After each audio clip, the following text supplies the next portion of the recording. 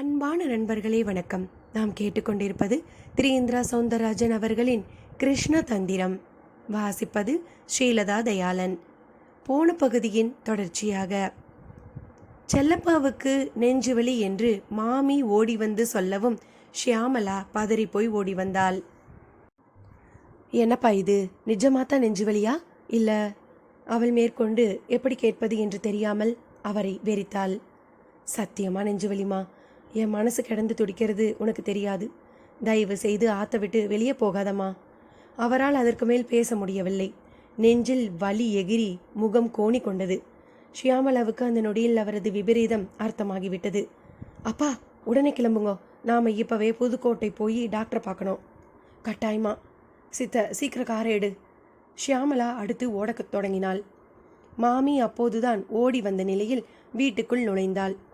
சென்னையிலிருந்து சில சபாக்காரர்கள் வேறு சந்தன மாலை சால்வை என்று தோரணையாக வந்திருந்தார்கள். எல்லோருமே செல்லப்பாவின் நெஞ்சுவலி கேட்டு ஒரு அதிர்ச்சியான விஷயமாக நினைத்தனர்.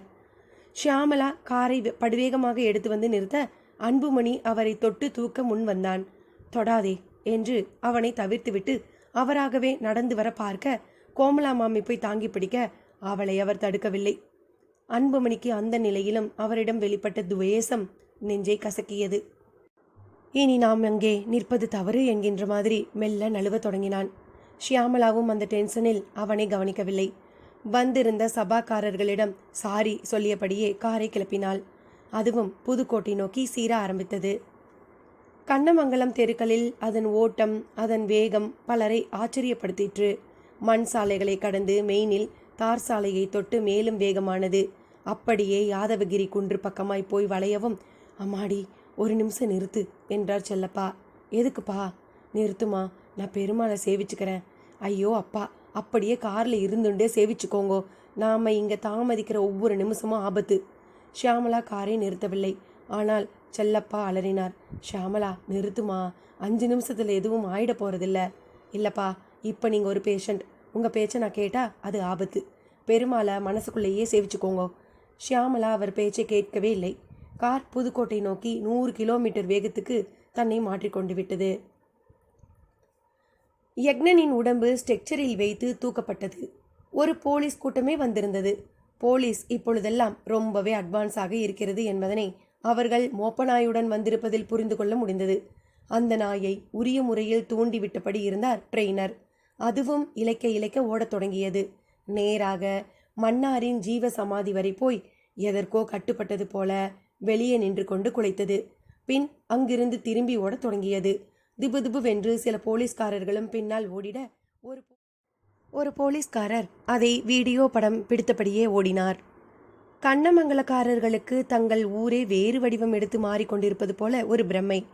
நாய் அங்கும் இங்கும் என்று ஓடினாலும் கச்சிதமாய் குளக்கரை பக்கம் வந்து மிக சரியாக தமிழழகன் முன் வந்து அவனையும் பாய்ந்து பிடித்தது. ஆனால் அவனிடம்தான் பதிலுக்கு எந்த எதிர்ப்பும் இல்லை. வானம் பார்த்து அவனது வெறிப்பு மாறவே இல்லை. பூசாரி வேறு ஓடி வந்தவராக பதைக்க தொடங்கினார்.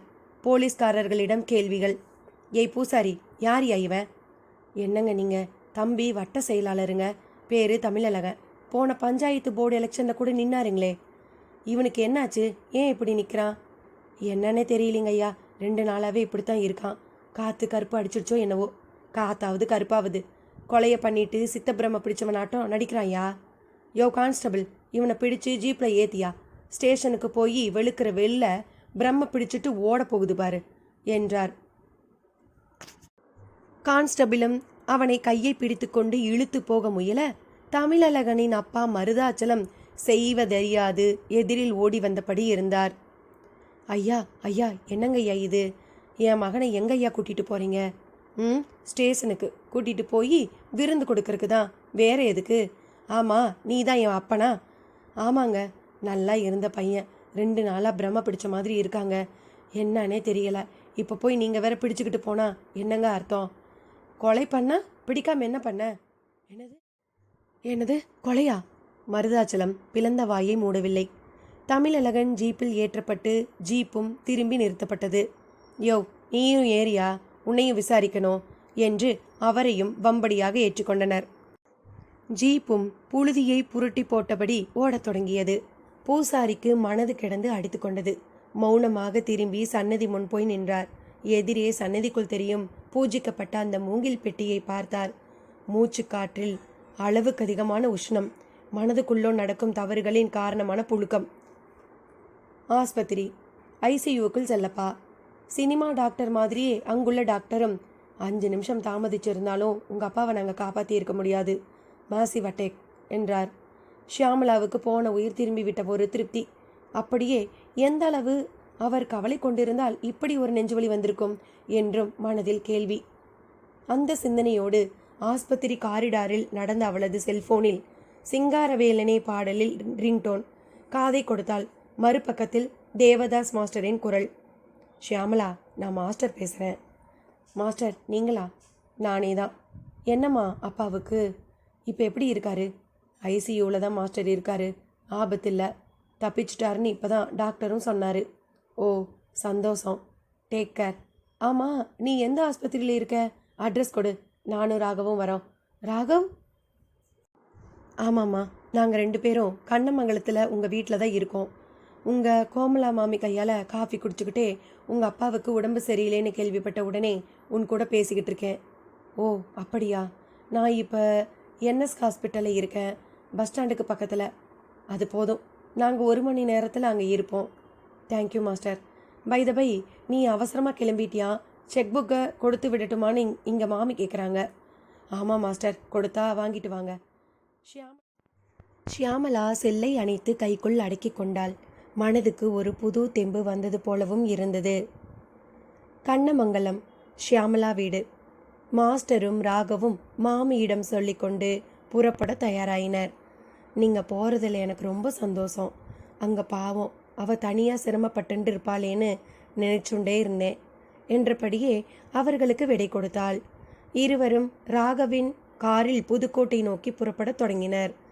கார் யாதவகிரி குன்று அருகே வளைந்திடும்போது எதிரில் பைராகி. அவரை பார்த்த மாத்திரம் காரை நிறுத்திய ராகவ், மாஸ்டர் இவர்தான் பைராகி, ரொம்ப புதிரான ஒரு கேரக்டர்னு சொன்னேனே என்றான் ராகவ். மாஸ்டருக்கோ அவரை பார்த்த நொடி ஒரு பலமான அதிர்ச்சி. உதறிரண்டும், மை காட், இவரா? இவரு பைராகி இல்லை ராகவ், இவர்தான் வாரணாசி வித்வான் பலராம் பாண்டே. வாரணாசி வித்வானா? ஆமாம் ராகவ், கிராமி அவார்டுக்கு இவர் பேக்கேஜ் எத்தனை தடவை போய் பிரமிக்க வச்சிருக்கு தெரியுமா? காருக்குள் அவர் வியர்ப்பை வார்த்தைப்படுத்த பைராகியும் காரின் கண்ணாடி ஜன்னல் அருகே வந்து உற்று பார்த்தார். கண்ணாடி கீழிறங்கிட மாஸ்டர் மிக பவ்யமாய் கையெடுத்து கும்பிட்டார். நமஸ்தே வித்வான்ஜி. பரவாயில்லையே, என்ன உனக்கு தெரிஞ்சிருக்கே? ஆமாஞ்சி, உங்களை நான் இப்படி பார்ப்பேன்னு நினைக்கல. கல்கத்தா ஃபெஸ்டிவல், டெல்லி சத்சங்கம், மதுரா ஃப்ளூட் கார்னிவல்னு நான் பல இடங்களில் உங்கள் இசை மலையில் நினைஞ்சிருக்கேன். ஆனாலும் என்னடா பிரயோஜனம்? பட்டமும் பதவியும் ஞான சூனியங்களுக்கு தானே கொடுக்கப்பட்டு கொண்டிருக்கிறது. ஆமாஞ்சி, எனக்கும் அந்த வருத்தம் இருக்குது. பரவாயில்லையே, நீ வித்தியாசமான இசை பிரியனா இருக்கியே. அது சரி, எங்கே வந்த? ஷியாமலா என் ஸ்டூடெண்ட்டு ஜி, அவளை பார்க்க வந்தேன். அப்படியே இந்த கண்ணமங்கலம் வரணுங்கிறது என் ரொம்ப நாள் ஆசை. எனக்கும் போட்டியாக வந்துடலையே. பைராகி அப்படி கேட்பார் என்று மாஸ்டர் துளி கூட எதிர்பார்க்கவில்லை. உங்களுக்கு நான் போட்டியா? நான் சோட்டா ஜி, ரொம்ப ரொம்ப சோட்டா. இப்போ எங்கே போகிற? புதுக்கோட்டைக்கு. ஷியாமலா அப்பா செல்லப்பாவுக்கு திடீர்னு ஹார்ட் அட்டாக். அப்படியா? அப்போ அவனுக்கு வேலை வந்துடுச்சா? பைராகியின் கேள்வியில் ஒரு விபரீத உள்ளார்த்தம். அத்தியாயம் 23. குறிப்பு. பூமுடியை எடுக்க வந்த அந்த குழந்தை பார்க்க அவ்வளவு அழகாக இருந்தது. மனித வாழ்க்கையில் ஒரே ஒரு முறை மட்டுமே நடக்கும் சம்பவங்கள் என்று சில உண்டு. திருமணம், மரணம் என்று. அது மனிதருக்கு மனிதர் சற்று வேறுபடவும் கூடும். இந்த குழந்தையை அங்குள்ளோர் பார்த்தது என்பது கூட அந்த ரகத்தில்தான் இருந்தது. அவ்வளவு அழகு, அவ்வளவு தேஜஸ். அது பூமுடியை எடுத்து வந்து நேராக மன்னர் கையில் தந்தது. பிரித்து பார்த்த மன்னர் முகத்தில் ஏமாற்றம். மன்னர் தரும் எதையும் ஏற்க தேவையில்லை என்றது உத்தரவு. மன்னர் முகத்தில் பரவிய ஏமாற்ற உணர்வுகளை வைத்தே மற்ற அனைவரும் கூட அதை புரிந்து கொண்டனர். அந்த குழந்தை மன்னாரிடம் சென்று, நீ என் கூட மட்டும்தான் விளையாடணும், நான் சொல்றத மட்டும்தான் கேட்கணும், கேப்பியா என்று எல்லோர் காதுகளிலும் படும்படியாக சொல்லியது. மன்னார் மகுடிக்கு கட்டுப்பட்ட நாகம் போல தலையசைத்தான். அந்த குழந்தையே திரும்பி எல்லோரையும் பார்த்து, நீங்கள்லாம் போங்க, நான் இவன் கூட விளையாடணும் என்றது. கோகலேவுக்கு மட்டும் அந்த குழந்தை பேச்சு, அதன் சூட்சும பொருள் அப்பட்டமாக விளங்கியது. அருகில் உள்ள நாயக்க மன்னரின் காதுகளில், மன்னா, வந்திருப்பது குழந்தை வடிவில் கண்ணன் என்ற நொடி மன்னரிடம் சிலிர்ப்பு. இனி கதைக்குள். பைராகியின் கேள்வியும் அதனுள் ஒளிந்திருந்த திகைப்பூட்டும் பொருளும் தேவராஜ் மாஸ்டருக்கு பளிச்சென்று புரிந்தது. அதன் எதிரொலியாக பரவிய அதிர்ச்சியோடு அவரை வெறித்தார். என்னப்பா பார்க்குற? அந்த செல்லப்பா ஒரு துரதிர்ஷ்டம் பிடிச்சவன். கையில் வெண்ணெயை வச்சுண்டு நெய்க்கு அலையிற ஜாதி. அப்படி அலையணுங்கிறது தான் அவ விதியும் கூட. சரி சரி, போங்க, போய் பாருங்க. ஏன்னா கலிய போகிற ஒவ்வொரு நொடி பொழுதும் ரொம்ப முக்கியம் என்று தன் முந்தைய கருத்துகளுக்கும் ஸ்ருதியும் கூட்டினார். மாஸ்டரும் காருக்குள் ஏறி உட்கார முனைந்திட ராகவ் மட்டும் அவரையே பார்த்தபடி நின்றிருந்தான். என்ன பார்க்குற? நீ போகலையா? இல்லை, உங்களாண்ட சில முக்கியமான விஷயங்கள் பேசணும். இது முக்கியமான விஷயம் பேசுகிற நாளியா உனக்கு? சரி, நான் மாஸ்டர் செல்லப்பாவை ஆஸ்பத்திரியில் பார்த்துட்டு வந்து பேசலாம் தானே?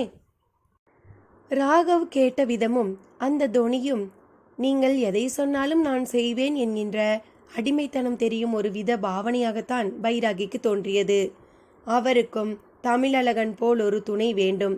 தேடலில் இருப்பவர் முன் இந்தா என் குடுமி பிடித்துக்கொள் என்பது போல ஒருவன் வந்து நின்றால் சும்மா விடுவாரா என்ன? சிரித்தபடியே, அவசியம் நீ என்னை வந்து பாரு, அதுக்கு முன்னால எங்க உன் வலது கையை நீட்டு என்றார். அவனும் வேகமாக நீட்டினான்.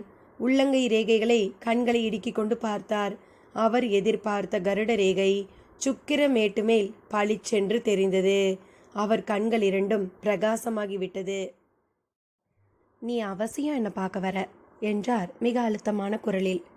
காருக்குள் ஏறி அமர்ந்து கொண்டு விட்ட தேவராஜ் ஹாரனை அழுத்தவும், சரி சாமி, நான் போயிட்டு வந்துடுறேன் என்று காரில் ஏறிக்கொண்டு அதை இயக்கவும் தயாரானான். காரும் கிளம்பியது. மாஸ்டரும் ஆரம்பித்தார். ராகவ் கிளம்பும்போது அப்படி என்ன அவர்கிட்ட பேச்சு? மாஸ்டர், இவர் ஒரு பயங்கரமான மெஜிஷியன். அன்னைக்கு அவர் காட்டின 5 தலை நாகம், அப்புறம் அவர் புல்லாங்குழல் கேட்டு பறந்து வந்த கருடபட்சின்னு ஒவ்வொரு விஷயமும் அப்படியே ஒரு த்ரில்லர் மாதிரி என் மனசுக்குள்ளேயே இருக்குது. அந்த காட்சிகளை திரும்ப ஒரு முறை பார்க்கணும், அதை ஷூட் பண்ணணும்னு நான் ரொம்பவே ஆசைப்பட்டேன். ஆனால் ஷியாமலாவோட அப்பா எங்களை இந்த ஊர்லேயே தங்க விடாமல் பண்ணி இப்போ அவரும் போய் ஆஸ்பத்திரியில் படுத்துக்கிட்டாரு. ராகவ், இந்த பைராகி சாதாரண ஆள் கிடையாது. நம்மளை மாதிரி நார்மல் கேரக்டரும் இல்லை. அதை நீ புரிஞ்சுக்கணும்.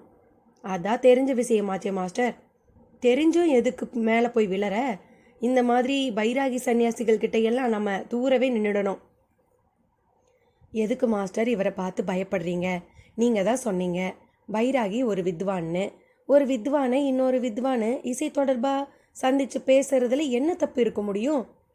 கொஞ்சமாவது அறிவை உபயோகப்படுத்தி யோசி. ஒரு நல்ல இசை மேதைக்கு எதுக்கு பைராகித்தனமும் அப்படின்னு கேட்டு பாரு. அதுக்குள்ளேயே இருக்குது விடை. சாரி மாஸ்டர், எனக்கு இந்த பைராகிங்கிற வார்த்தைக்கே பெருசாக அர்த்தம் தெரியாது. அது யார் பைராகி உங்களுக்கு தெரியுமா? தெரியும், ஆனால் நான் இப்போ அதை பற்றி எல்லாம் பேச விரும்பலை ராகவ். என் பயமே இப்போ வேற. பயமா? ஆமாம், ஷியாமலாவோட அப்பாவுக்கு ஆபத்து ராகவ். You mean? புரியலையே. அவர் இறந்தா நாம் ஆச்சரியப்பட தேவையில்லை. ஹார்ட் பேஷண்ட்டுன்னு உடனே இப்படி ஒரு முடிவுக்கு தானே எல்லோரும் வராங்க. இல்லை ராகவ், நான் பைராகி பேசுனதை வச்சு முடிவுக்கு வந்திருக்கேன். பைராகிகள் காலத்தை கணிக்கிறதுல கில்லாடிகள். பைராகிக்கு ஷியாமலா அப்பாவுக்கு மரணங்கிறது தெரிஞ்சிருக்கு. கூடவே கையில் வெண்ணெயை வச்சுக்கிட்டு நெய்க்கு அலைகிற ஜாதின்னு அவர் பேசுனதுல நுட்பமாக ஏதோ ஒரு உண்மை இருக்குது. மாஸ்டர், பைராகியோட பேச்சு உங்களை ரொம்ப பாதிச்சிருக்குன்னு நினைக்கிறேன். டெஃபினட்டாக வாரணாசியில் வாழ வேண்டிய ஒரு நபர், அதுவும் அங்கே ஒரு பெரிய வித்துவான தினசரி கச்சேரிகள்னு பரபரப்பாக இருக்க வேண்டிய ஒருவர், இந்த கிராமத்தில் ஒரு மந்திரவாதியாக எல்லோரும் பார்க்குற மாதிரி நடமாடுறதுக்கு பின்னால் நிச்சயமாக ஒரு பெரிய காரணம் இருக்குது ராகவ். என்ன ஒரு காரணம் மாஸ்டர்? அப்படி இருந்துட முடியும்.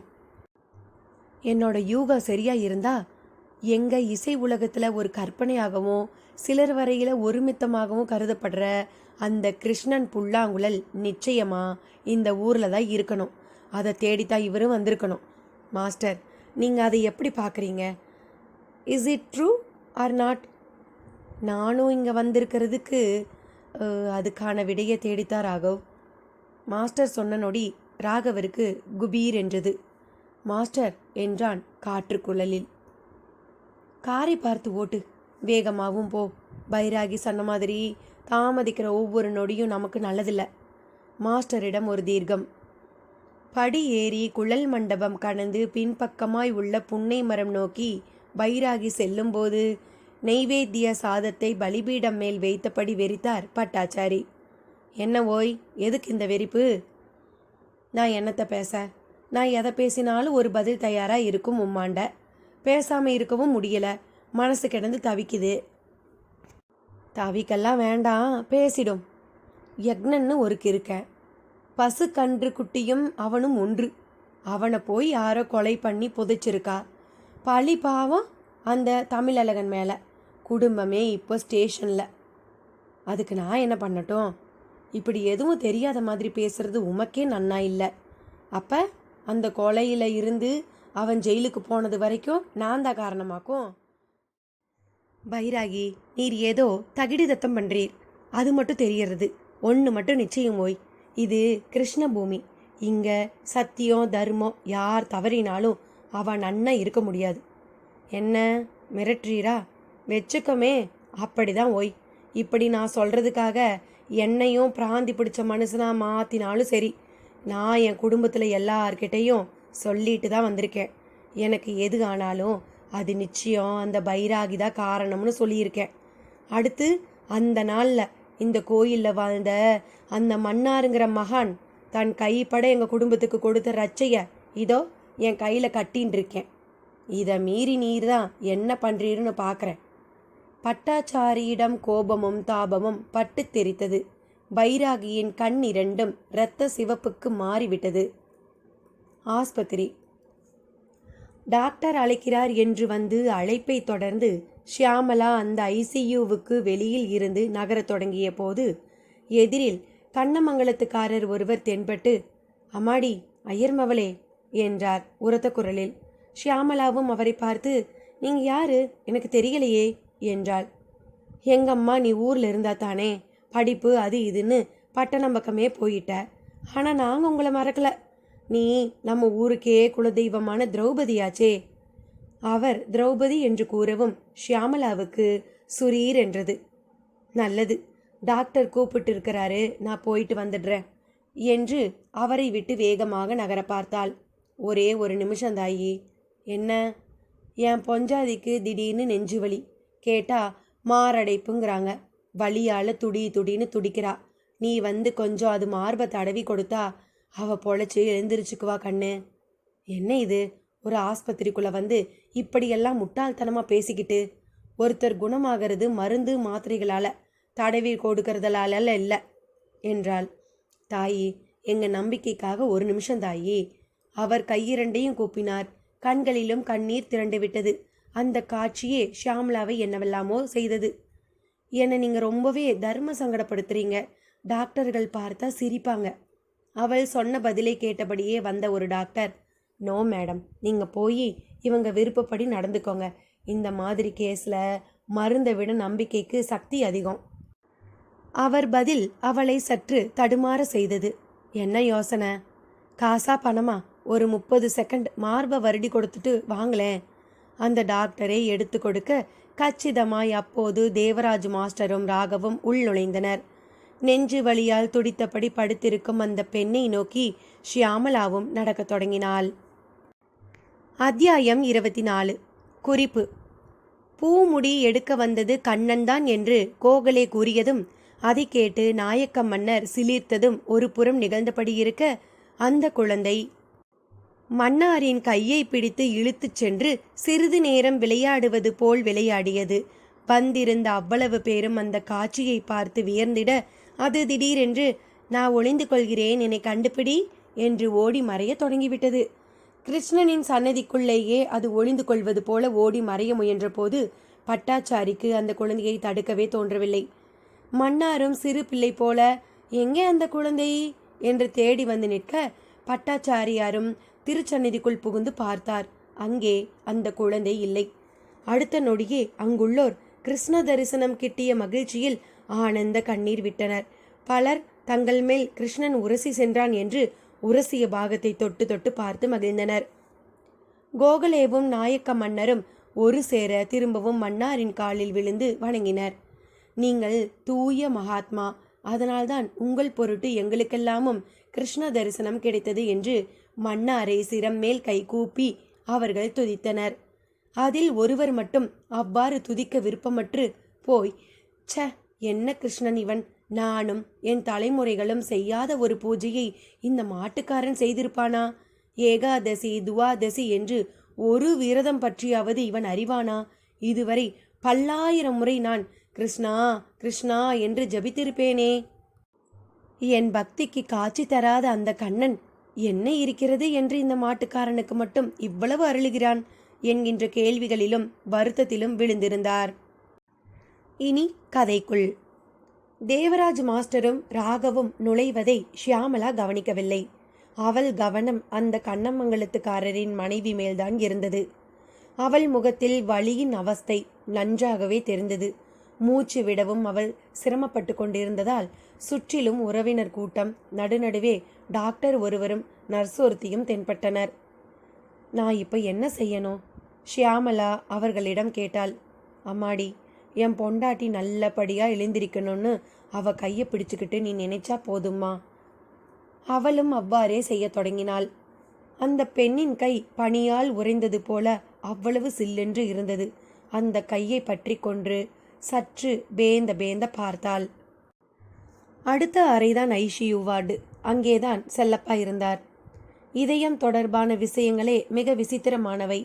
உடம்பு முழுக்க இரத்தம் ஓடியபடி இருக்கும். இரத்த ஓட்டத்தில் ஏதாவதொரு பாகத்தில் அழுத்தமோ இல்லை வேக குறைபாடோ ஏற்பட்டாலும் அது மைய பாகத்தில் வலியாக எதிரொலிக்கும். உலகின் மிகப்பெரிய முதல் அதிசயமும் இதயம்தான். கடைசி அதிசயமும் அதுவேதான். இந்த 7 அதிசயம் 8 அதிசயம் சமாச்சாரமெல்லாம் நமது ஆசைக்கு நாம் வைத்து கொள்வது. ஸ்விட்ச் போட்டால் விளக்கெரிகிற மாதிரி எதனால் முதலாய் இதயம் தன் இட வல ஆட்டத்தை ஆரம்பிக்கிறது என்பது முதல் அது எது கிடைக்கா பட்சத்தில் நின்று போய்விடுகிறது என்பதற்கும் நடுவில் அதன் ஓட்டம் ஒரு ஆச்சரியமான ஆச்சரியமே. அந்த ஆச்சரியம் செல்லப்பா வரையில் ஒரு கண்ணாமூச்சியாக இருந்தது. திடீரென்று அவரது நெஞ்சு பக்கத்தில் சுரீர் என்று ஊசி இறங்கினாற் போலவும் வட்ட வட்ட அலைகள் போல மின்சாரம் பரவுகிற மாதிரியும் ஒரு வரையறைக்கும் வார்த்தைக்கும் அகப்படாத வழி. அது அருகில் உள்ள மானிட்டரின் ஒளிக்கோடான பீப் பீப் என்று சத்தம் எழுப்பிக்கொண்டும் எம்பி குதிப்பதில் நன்றாகவே தெரிந்தது. சப்தம் ஒரு நர்ஸை அழைத்து வர செய்தது. அருகில் வந்தாள். ஆபத்து புரிந்து டாக்டரை அழைத்து வர ஓடினாள். அவர் வந்து பார்த்து கண்களை அகற்றி கொண்டு படபடத்தார். பின் வால்வெல்லாம் ரொம்ப வீக்காக இருக்கிறதால நார்மல் பம்பிங்கே ரொம்ப சிரமப்படுறது என்றார். ஆப்ரேஷன் வரை தாங்குவாரா டாக்டர்? சிஸ்டம்ஸ் தாங்க மாட்டார்னு தான் சொல்லுது. அப்போ இன்னைக்கு நம்ம ஹாஸ்பிட்டலில் 1க்கு 2 சாவா? ஆஃப்கோர்ஸ் பக்கத்து ரூம் பேஷண்ட்டுக்கு சான்ஸே இல்லை. அவருக்கு ஒரு 0%னா இவருக்கு ஒரு 10% எனக்கு ஹோப் இருக்குது. ஆனால் டாக்டர் சொல்லி கொண்டு இருக்கும்போதே ஒரு நர்ஸ் அந்த டாக்டரை நோக்கி வந்தவளாக, டாக்டர் பக்கத்து ரூம் பேஷண்ட்டுக்கு நல்ல ரெக்கவர் ஆயிடுச்சு டாக்டர். ப்ரீத்திங்கும் நார்மலாக இருக்குது. பை த பை இங்கே இருந்த ஷியாமலாங்கிறவங்க அவங்கள தொட்டதால தான் அந்த மிராக்கிள்னு டாக்டர் வேணுகோபாலே சொல்கிறார் என்றாள் அவள். அந்த நர்ஸின் குரல் செல்லப்பாவின் காதுகளிலும் விழுந்து அவர் தன் ஓரக்கண்ணால் அவர்கள் இருவரையும் பரிதவிப்போடு பார்த்தார். அந்த கண்களில் ஏதோ ஒரு செய்தி. ஆனால் அவர்கள் இருவருமே துடித்தபடி பார்த்திடும் செல்லப்பாவை கவனிக்கவே இல்லை. இருவருமே அங்கிருந்து பக்கத்து அறை நோக்கிதான் சென்றனர். கட்டாயம் அவுட் என்று கணிக்கப்பட்ட அந்த பெண்ணும் ஷியாமளாவை பார்த்து கைகூப்பி கொண்டிருந்தாள். தேவராஜ் மாஸ்டரும் ராகவும் கிட்டத்தட்ட ஸ்தம்பித்து போய் நின்று விட்டிருந்தனர். ஷியாமளாவும் நெடுநேரம் வரை அவர்களை கவனிக்கவே இல்லை. யதார்த்தமாய் திரும்பிய போது பார்த்தாள். மாஸ்டர் என்று அவர்களை நெருங்கவும் செய்தாள். ஷியாமளா, என்னம்மா இது அதிசயம்? அதிசயமா? மாஸ்டர், நீங்களும் என்ன அவர் மாதிரி அம்மன் லிஸ்ட்டில் சேர்த்துடாதீங்க. இல்லை ஷியாமளா, கைராசின்னு ஒரு விஷயம் எப்பவுமே இருக்குது. அதை ப்ரூவ் பண்ணியெல்லாம் நிரூபிக்க முடியாது. ஆனால் பர்சனலாக என்ஜாய் பண்ணலாம். இன்ஃபேக்ட் இதையெல்லாம் மூட நம்பிக்கைன்னு சொல்கிற நபர்கிட்ட கூட இந்த கைராசி நம்பிக்கை மட்டும் கொஞ்சமாவது இருக்கும். தேவராஜ் மாஸ்டர் அவளை வார்த்தைகளால் வியர்ந்த போது டாக்டர் ஒருவர் அவர் அருகில் வந்தார். மேடம், எங்களை பொறுத்த வரைக்கும் எல்லாமே சயின்ஸ் தான். ஒரு உடம்புக்குள்ளே எங்களுக்கு தெரியாமல் ஒரு கடுகளவு விஷயம் கூட இருக்க வாய்ப்பு இல்லை. இரத்த குழாய்க்குள்ளே ஒரு இடத்துல புகுந்து உடம்பு முழுக்க ஓடி வந்து பார்க்க எங்களால் முடியும். ஆனாலும் எங்களுக்கே பெரிய புதிரான விஷயம், இதில் உயிரோட மையம் எது, அந்த உயிர் எப்படிப்பட்டது, அது காற்றா, உஷ்ணமா, மின்காந்த அலைகளா, இல்லை குறிப்பிட்ட அளவு அழுத்தமா, இல்லை இந்த உடம்பில் அது ஏதாவது ஒரு கெமிக்கலா இருக்காங்கிறதுல பெரிய தேடல் உண்டு. இது எல்லாம் ஒன்றாக கூடியிருக்கிற ஒரு சென்டர்ட் பாயிண்ட் ஏதாவது இருக்கான்னு நாங்கள் யோசிக்கிறது உண்டு. எனக்கு கிட்டத்தட்ட 30 வருஷ அனுபவம். அந்த அனுபவத்தில் சொல்கிறேன். ஒரு பேஷண்ட் தன் அடி மனசில் எனக்கு இனி ஒன்றுமே இல்லை, நான் நல்லா ஆயிட்டேன்னு நினச்சிட்டா அந்த கேஸ் மரணத்தோட வாசலா வரைக்கும் வந்தாலும் பிழைச்சிடும். அந்த நினைப்பை தவிர வேறு எது இருந்தும் பிழைக்காத கேஸ்களும் உண்டு. நீங்கள் கொடுத்தது நம்பிக்கை, நான் நல்லாயிடுவேங்கிற நம்பிக்கை. அதுதான் காரணங்கிறது என் புத்திபூர்வமான கருத்து. கொஞ்சம் புத்தி, லாஜிக் இதையெல்லாம் மூட்டை கட்டி வச்சுட்டு பிளைண்டாக ஒரு நம்பிக்கையோடு உங்களை பார்த்தா உங்ககிட்ட ஏதோ ஒரு அபூர்வ சக்தி இருக்குது. அதுதான் அந்த பெண்ணை குணப்படுத்தி இருக்கணும்னு சொல்கிறேன். டாக்டரின் வியாக்கியானம் ஷியாமளாவுக்குள் ஒருவித கூச்சமாக உருவெடுத்த போது, ஏமா இப்படி ஒரு சக்தி உடைய நீ ஏன் உங்கள் அப்பா கிட்டையும் ட்ரை பண்ணி பார்க்கக்கூடாது என்றார். ஷியாமளாவிடம் ஒரு மெல்லிய தயக்கம். கமான், இங்கே நடந்த அதிசயம் அங்கேயும் நடக்கட்டும். அவர் ஷியாமளாவை அழைத்து கொண்டு செல்லப்பாவின் வார்டுக்கு போகவும் அவர் அகலமாய் கண்களை விரித்து ஷியாமளாவை பார்த்துவிட்டு தலையை உயர்த்தி ஏல முயற்சிப்பது போல முயற்சித்துவிட்டு உயிரை விடவும் சரியாக இருந்தது. போலீஸ் ஸ்டேஷனில் தமிழழகனை மிரட்டி ஓய்ந்து விட்டிருந்தார்கள். அவனிடம் பிரக்ஞை களையவே இல்லை. இவன் நடிக்கல சார், நடிக்கனவனா இருந்தா நாம எலக்ட்ரிக் ஷாக் கொடுக்க வந்தப்பவே அலறி இருப்பான் என்றார் ஒரு ஏட்டு. அதுதானே சார் நானும் அப்போ இருந்தே சொல்லிக்கிட்டு இருக்கேன். என் மகன் இப்படி ஆகவே காரணம் ஊருக்குள்ளே நடமாடிக்கிட்டு இருக்கிற அந்த பைராகி தான். நிச்சயமாக சொல்கிறேன் சார், இந்த கொலைக்கும் அந்த ஆளுக்கும் தான் சார் சம்பந்தம். என்னை நம்புங்க சார். தமிழழகனின் அப்பாவான மருதாச்சலம் ஒரு பக்கம் இருந்து கதறினார். ஸ்டேஷனுக்கு கிரைம் பிரான்ச்சிலிருந்து ஒரு இன்ஸ்பெக்டர் வந்திருந்தார். இன்ஸ்பெக்டர் ருத்ரா என்றால் கிரைம் பிரான்ச்சே கொஞ்சம் நடுங்கும். பிடிபடாத மிக மிக மர்மமான விஷயங்களுக்கு மேலிடம் அவரைத்தான் அனுப்பி வைக்கும். மனிதர் போலீஸ்காரராக இருந்தாலும் மற்ற துறைகளிலும் நல்ல ஞானமுடையவர். அவரது பார்வையில் மருதாச்சலம் குரலில் ஒரு உண்மை இருப்பது போல தோன்றவே அவரே அழைத்து விசாரிக்க தொடங்கினார். முதல்ல உட்காருங்க மருதாச்சலம்.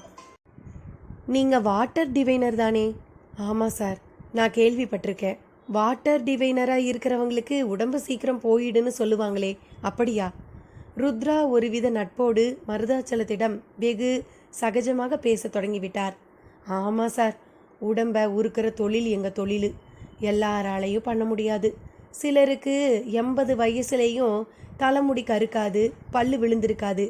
அந்த மாதிரி ஒரு வலுவான கொஞ்சம் இயற்கைக்கு மாறான உடல் வாகு வேணும். கரெக்ட், நானும் அப்படித்தான் கேள்விப்பட்டேன். ஆமாம், யார் அந்த பைராகி? மெல்ல விஷயத்துக்கு வந்தார் ருத்ரா. யாருக்கு சார் தெரியும்? மாயம் மந்திரம்னு சொல்லிக்கிட்டு ஊருக்குள்ளே சுற்றி சுற்றி வந்துக்கிட்டு இருக்கான் அந்த ஆள். அந்த ஆள் வந்ததுலேருந்தே கண்ணமங்கலமே ஆட்டம் கண்டு போச்சுன்னா பார்த்துக்கோங்களேன். உங்கள் வீட்டில் டிவி இருக்குதா? இருக்குது சார். அதில் என்னெல்லாம் பார்ப்பீங்க? நாங்கள் ஆன்மீகத்தில் நம்பிக்கை உள்ளவங்க. அதனால் பக்தி சம்பந்தமான சொற்பொழிவு பட்டிமன்றமெல்லாம் பார்ப்போம். கிரிக்கெட்டு தொடர், அப்புறமா இந்த ஜாகிரஃபி சேனல்லாம் பார்க்க மாட்டிங்களோ? எனக்கு இந்த கிரிக்கெட்டே பிடிக்காது சார். என்ன விளையாட்டு சார் அது? ஒருத்தன் பந்தை போட அதை ஒருத்தன் டொக்கு டொக்குன்னு அடிக்கிறது ஒரு விளையாட்டா சார்? அப்போ உங்கள் வரையில் எது விளையாட்டு? கபடி, ஜல்லிக்கட்டு, சிலம்பம், ஏன் சார் கேரம் போர்டு கூட ஒரு நல்ல விளையாட்டு தானே. குறி பார்க்குற பழக்கம் அதனால் வளருது. அப்புறம் கைக்கு பின்னால் இருக்கிற காயை வெளியே எடுத்து குளிக்கு அனுப்புகிற புத்திசாலித்தனமெல்லாம் அதில் இருக்குதே. மருதாச்சலம் மிக சகஜமாகிவிட்டார். மற்ற போலீஸ்காரர்கள் பார்த்து கொண்டே இருந்தனர். ருத்ரா இப்படி விஸ்தாரமாக பேசுகின்றார் என்றாலே பெரிதாக ஏதோ பிடி போட போகிறார் என்றுதான் அர்த்தம். Very good. கிரிக்கெட் விஷயத்தில் நானும் உங்களை மாதிரி தான். கேரம் போர்டு தான் எனக்கும் பிடிக்கும்.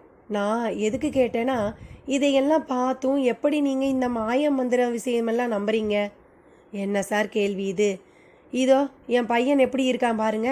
நல்லா இருந்த பையன் சார். மேடையில் மைக் பிடிச்சா 2 மணி நேரம் பேசுவான் சார். அசர மாட்டான். எனக்கு நினைவு தெரிஞ்ச நாளில் இருந்து சாமி பூதம்னாலே ஆகாது. வீட்டில் குலதெய்வ வழிபாடு செய்யும்போது கூட தூர போய் நின்றுக்குவான்.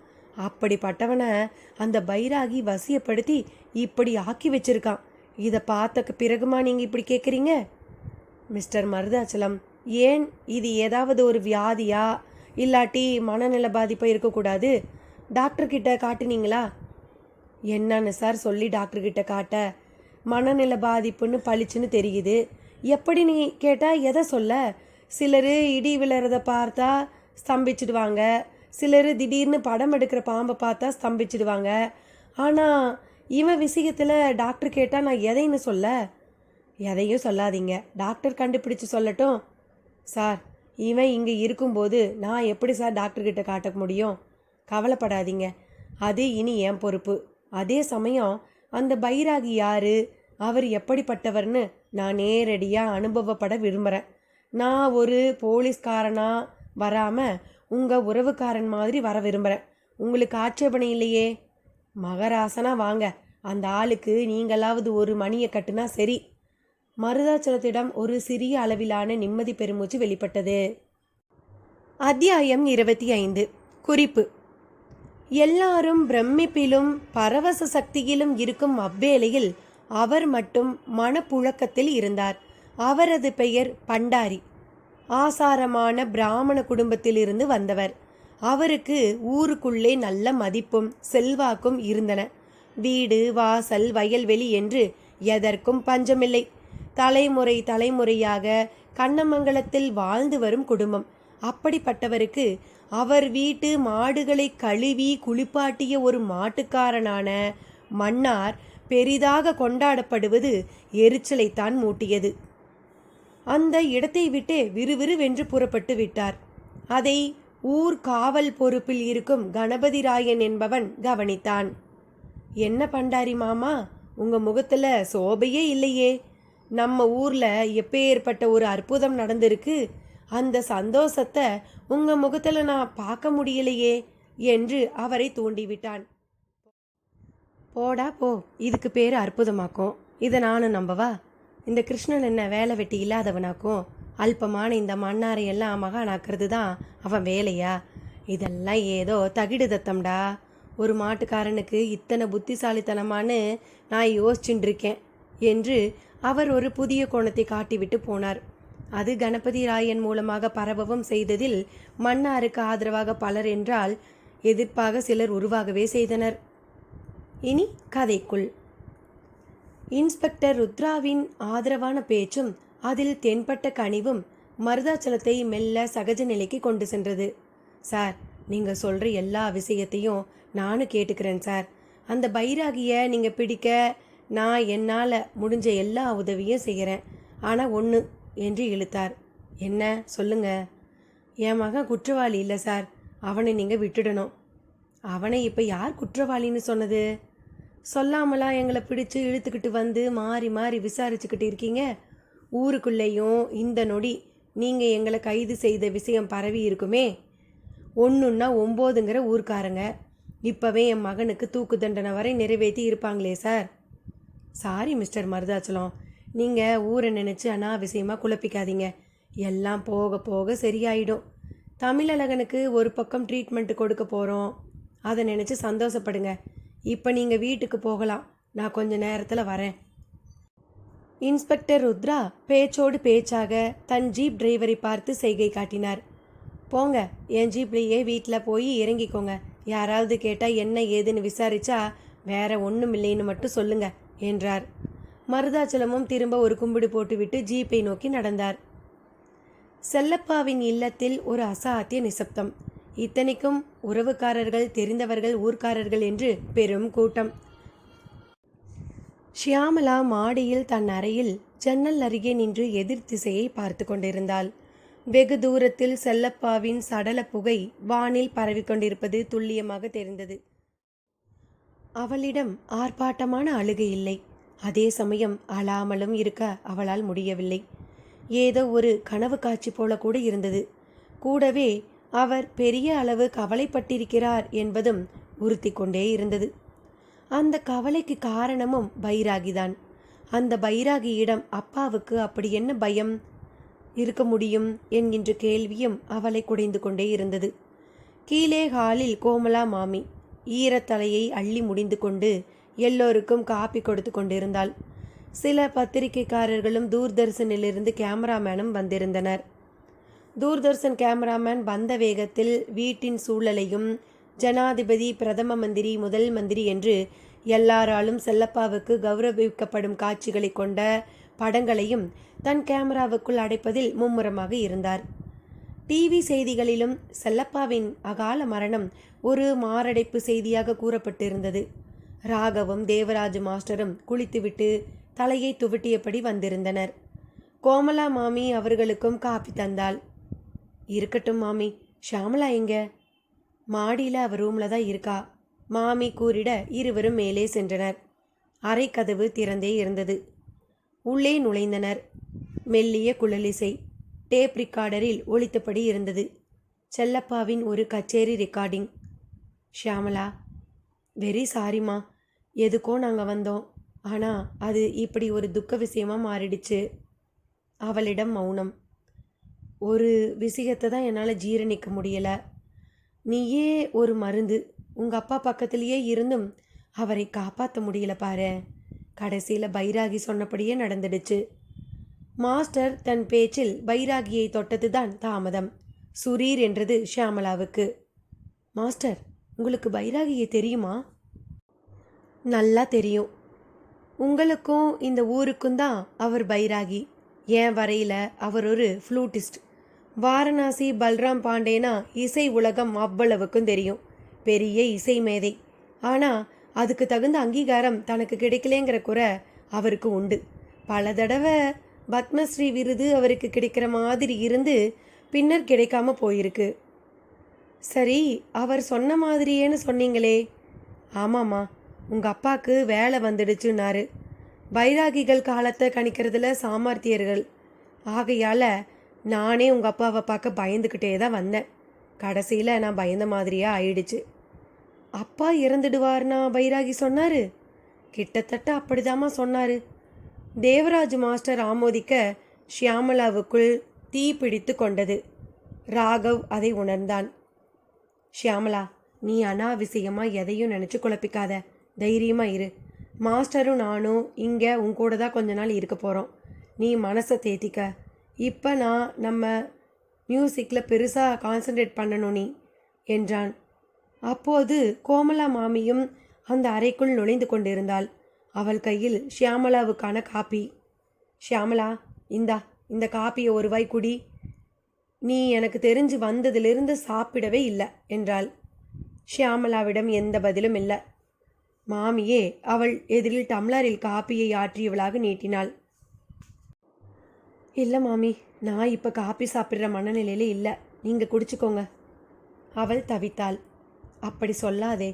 வெறும் வயிற்றோடு இருக்கிறது நல்லதுக்கில்ல. பிடி. மாமியும் விடுவதாக இல்லை. மாஸ்டரும் தூண்டிவிட்டார். அவளும் கடனே என்று மடக்கென்று விழுங்கி முடித்தாள். அப்படியே கொஞ்சம் கீழே வந்துட்டு போமா. உன்னை பார்க்கறக்கு பூசாரியிலிருந்து அன்புமணி வரை எல்லோரும் வந்திருக்கா என்றாள் மாமி. அன்புமணி பேரை கேட்ட மாத்திரத்தில் ஷியாமளாவிடம் ஒரு அதிர்வு. வேகமாக கீழே இறங்கி ஓடத் தொடங்கினாள். பூசாரி ஒரு நாற்காலியில் அமர்ந்திருந்தார். ஷியாமளா வரவும் எழுந்தவராக மௌனமாக வெறித்தார். ஷியாமளாவுக்கு அவரை பார்க்கவும் கண்ணிரண்டும் கலங்கிவிட்டது. தாயி, தைரியமா இரு. சாமி இவ்வளவு சீக்கிரமா போவார்னு நான் எதிர்பார்க்கல என்றார். எனக்கே கனவு மாதிரி தான் இருக்கு பூசாரி. போகட்டும். உயிர் பிரியும் போது ஏதாவது பேசினாராமா? இல்லை பூசாரி, அவர்கிட்ட நான் போனப்போ அவர் உயிர் போயிடுத்து. ஆனால் அவர் என்கிட்ட முக்கியமாக எதையோ சொல்ல நினைச்சாருங்கிறது மட்டும் எனக்கு தெரியும். அந்த பைராகியை நினச்சி ரொம்பவே பயப்படவும் செய்தார். நினைச்சேம்மா, நம்ம கோயிலில் பலகையில் உட்காருவதென்று ஒரு சடங்கு உண்டுமா. சாமி உத்தரவு தந்தா அதில் உட்காரலாம். அப்படி அதில் உட்காந்து இறந்துட்ட ஆத்மாக்களோடையும் பேசலாம். அப்புறமா வாமா, சாமி உத்தரவு தருதான்னு பார்ப்போம். பூசாரி ஒரு புது விஷயத்தை தொட்டு முடித்தவராக, அப்போ நான் உத்தரவு வாங்கிக்கிறேன் என்று கிளம்பினார். ஷியாமளாவின் மனதில் இப்போது பல குழப்பங்கள். அதை தூண்டி விடுவது போல அடுத்து அன்புமணி சொன்னதுதான் அதிர்ச்சி அளித்தது. அப்படி அன்புமணி என்ன சொன்னான்? ராகவ் பைராகியை சந்தித்தானா? மேலும் தெரிந்து கொள்ள சுவாரஸ்யமாக அடுத்த பகுதியில் சந்திப்போம். நன்றி நண்பர்களே.